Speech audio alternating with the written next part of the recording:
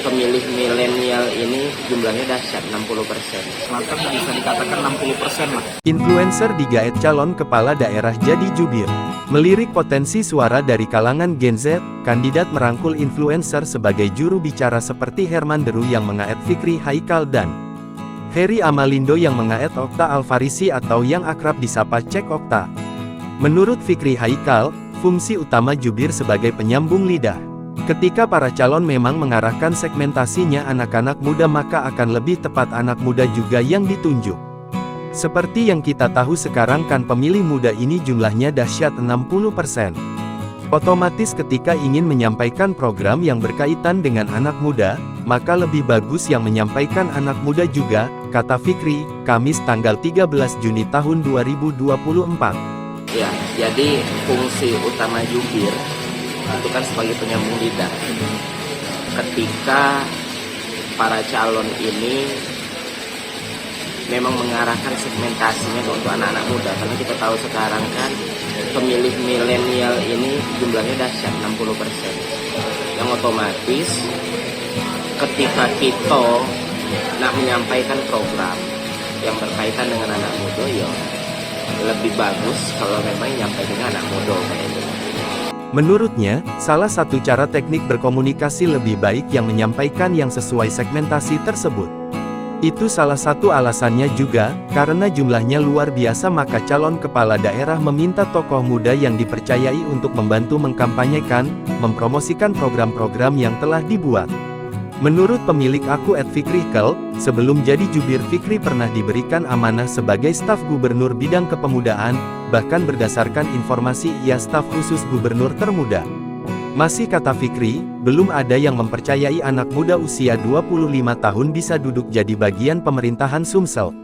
Instagram Fikri terbuka lebar dan ketika ada yang menyampaikan masukannya, disampaikan ke gubernur pada masanya.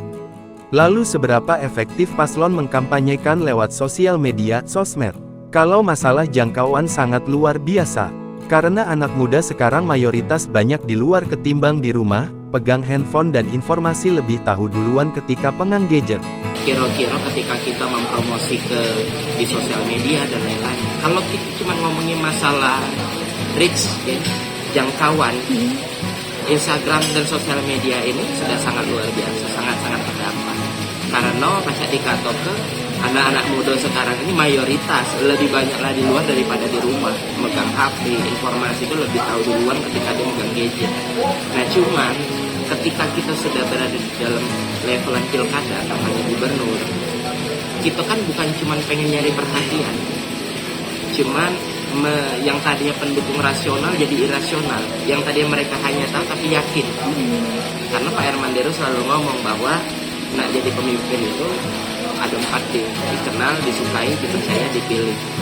Sementara itu Cek Okta mengatakan, pemilih pemula ini memang cukup besar 60%.